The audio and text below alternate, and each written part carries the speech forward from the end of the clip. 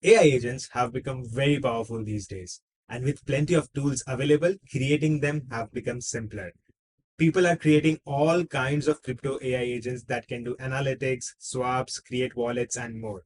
So, hi everyone, this is Sahil from QuickNode, and today in this video, we will learn to create an AI agent that will do block analytics for us based on the data provided to it by QuickNode Streams. So, without any ado, let's jump into it. To create our AI agent, which is more of a bot or a very basic AI agent, we'll need few components. First of all, we will need a blockchain data source, which in this case will be QuickNode Streams.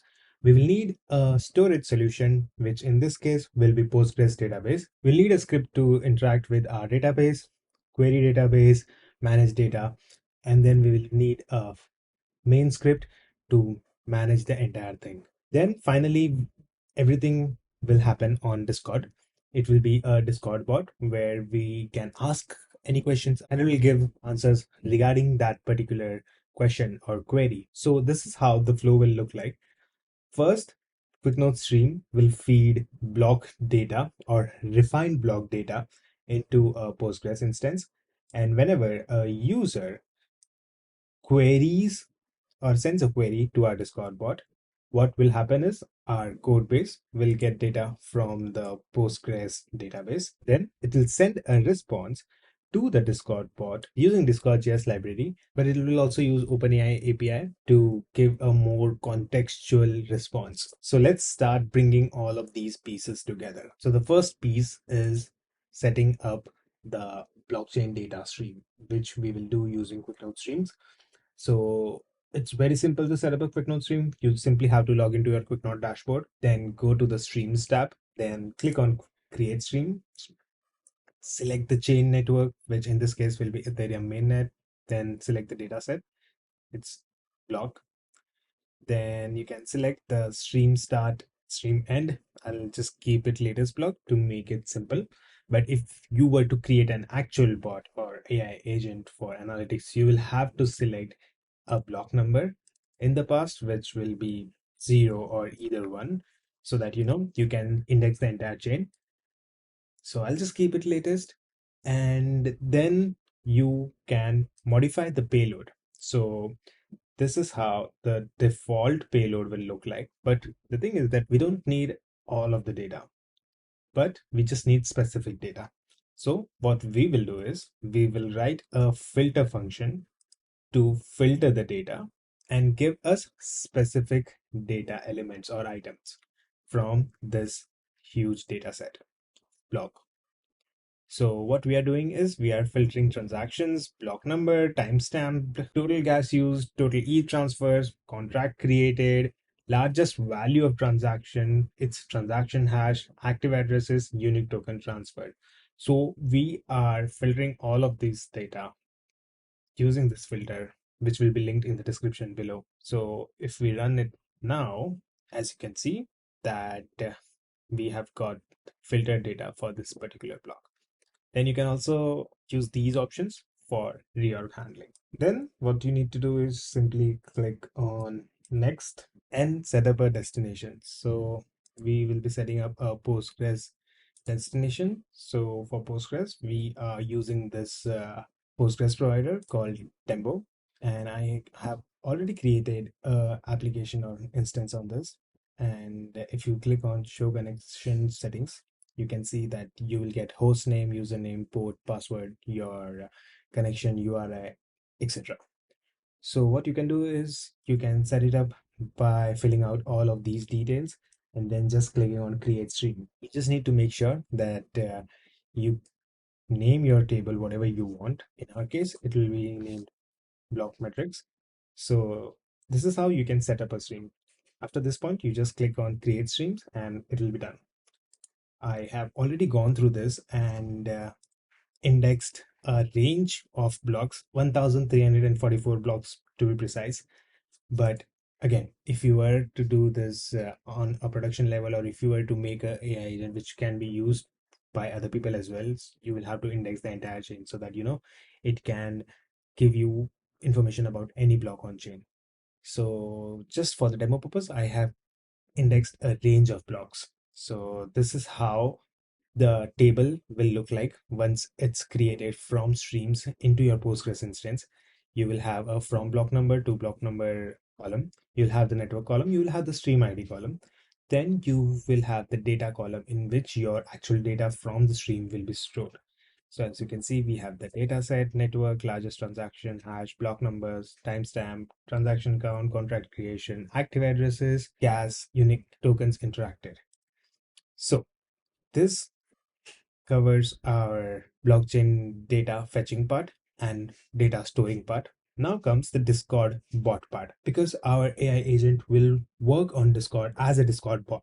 So first, what we will need to do is we will need to create a Discord bot. For that, you can go to discord.com/developers, go to the applications section, create a new application, which will look something like this. Once it's created, go to the bot section and give your bot permissions to send message, create threads, and copy the token which will be displayed over here when you're viewing it for the first time. Then what you just need to do is you need to invite your bot or add your bot to whichever server you want your bot to be used in. And then what you will need to do is you'll need to create few scripts. So this is how our structure of app or scripts will look like. We will have an environment file which will store these environment variables, where the bot token which you just saw will go here. This will be used to store our OpenAI API key. This will store our database URL, which we saw over here. This was our database URL. So let me close this. And this will be the main.js file, which will be our main file, which will use functionalities from getMetrics file, which will handle our database connection and interaction. Then another file is OpenAI helper, which will help us talk with the OpenAI API, and then the main.js file. So let's go through these scripts one by one and then try to run our bot. So let's start with getMetrics file. So this file will be used to connect and talk with our Postgres database. For that, first of all, what we are doing is we are importing pool from the PG library, which will help us do Postgres connection pooling for efficient database connection. Then what we are doing is we are connecting to the database using the database URL, which was stored in the environment variable. After that, we are exporting a function which takes block number as parameter, or exporting a module which takes block number as parameter, and it will send a query to the database with the block number to get the data. We'll wait for the data to come back. It will return null if the block number does not exist, or if it exists, it will return the data. And if any error occurs, it will handle that using the catch block. So that is why we are using try catch block. After that, we have the OpenAI helper file, which will help us talk to the OpenAI API. So for that, we are using Axios library for HTTPS calls, and we have the OpenAI endpoint over here. After that, we are exporting the OpenAI module. In that, what we are doing is we are implementing a retry mechanism, this for loop, and we are setting the maximum retries to 5, and we have retry delay, which will increase exponentially. So we again have the logic in a try catch block. So we are sending request or post request to the OpenAI endpoint, and we are sending it with this configuration where we are asking it to use the GPT-4 model, and this is the format of the OpenAI query, which will have the role and the prompt. We will have the prompt in the main.js file. This is max tokens. So tokens are very important whenever you're working with OpenAI API, because tokens can get exhausted really quickly if you type a question and bot or agent replies in a very comprehensive manner. So what we are doing over here is we are restricting the max tokens, or you can say characters, for a reply from the bot to 200, so that we can limit the credit usage of the API. Then we are sending it with some headers for authentication and with content type. After that, we are printing the number of requests per second left in console and returning the message. And then we have a if else block for error handling. in the catch block. If the error is related to rate limit, it will go in the if statement and it will print this and try to retry, as we also have the retry logic over here. And then if the error is not related to rate limits, it will print these messages. And if all of the retry fails, we will return this fallback response. And then comes our main file, which is main.js, where we are first of all importing our environment variable library so that we can use environment variables. We are importing two modules from discord.js, which will help us talk to the Discord bot, which we had created. And then we are importing the modules from getMetrics and OpenAI helper file, which we just saw. Then what we are doing is we are initializing the Discord client over here with these intents. These intents help us manage permissions for our bot. For example, this one helps our bot to read message content. Then we are storing the data within a thread in the map data structure so that it can be stored efficiently and the key value of block number can be stored. So what we are doing is once the bot is ready, we are logging this saying that logged in as, and then this will be the bot number. And what we are doing is we are setting up client on message, which means that whenever a message is sent to the bot, and if it's sent by the bot itself, it will ignore it so that it does not go into a loop. And if it's from a user, what it will first check or do is it will send the response in the thread.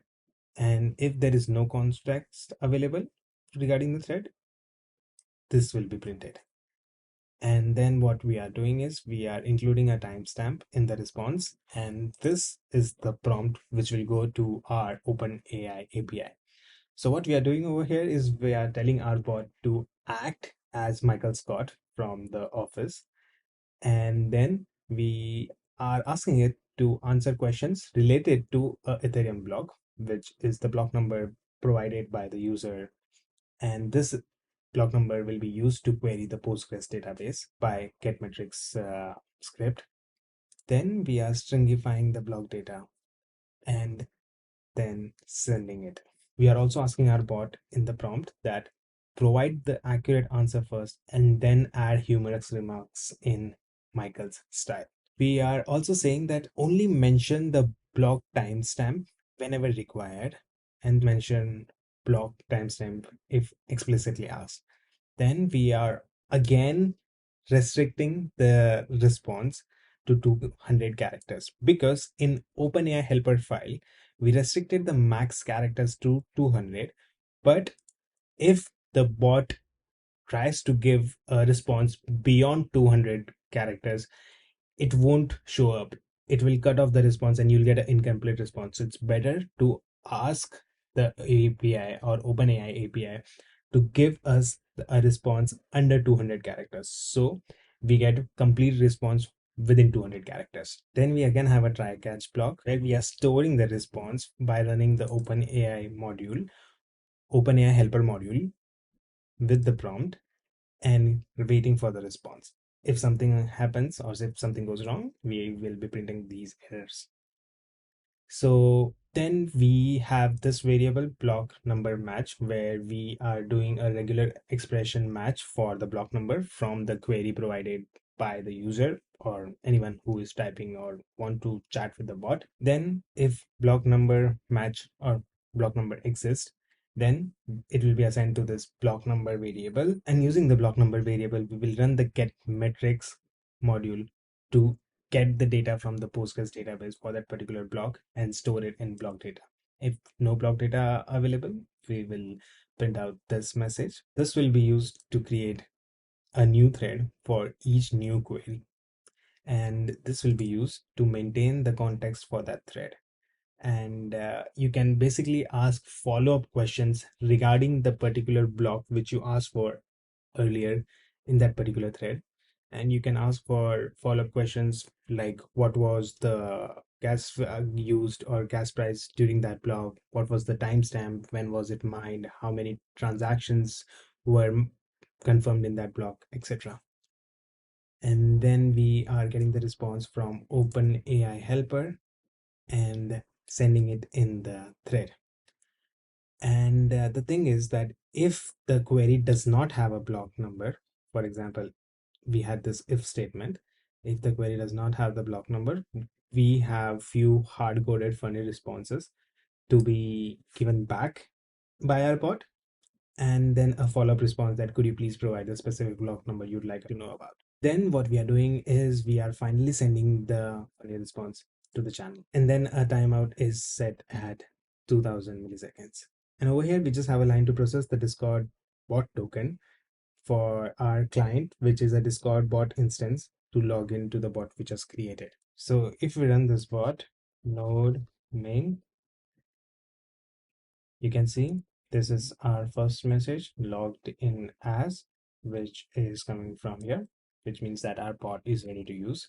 Let's go back to our Discord server. First, let's try to ask our bot anything without a block number. So, hey, how are you?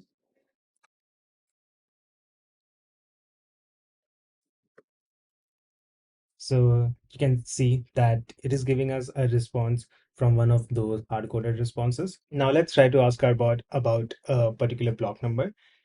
But since we just have a range of blocks indexed for this demo, let's ask for a particular block number which is indexed. But in production again, you will need to index the entire blockchain using streams. So let me ask, what do you know about block? As you can see, it has created a new thread, and our bot should answer within this thread. So you can see it has given a funny response within this thread, and I can ask more contextual questions. For example, I can ask what was the gas price at that point. You can see it has given us the gas price. Now let me ask something else. For example, how many transactions in that block, and when was that block confirmed? So you can see that this block had 84 transactions and it was at this point of time. So this is how you can use streams to get data from blockchain and have your AI agent look at that data and give you responses based on that data. And we have successfully created a AI agent, or a bot in this case. Hope you learned something from this video. And if you did, make sure to give it a thumbs up, subscribe to the QuickNode YouTube channel, and I'll see you in the next one. Bye bye.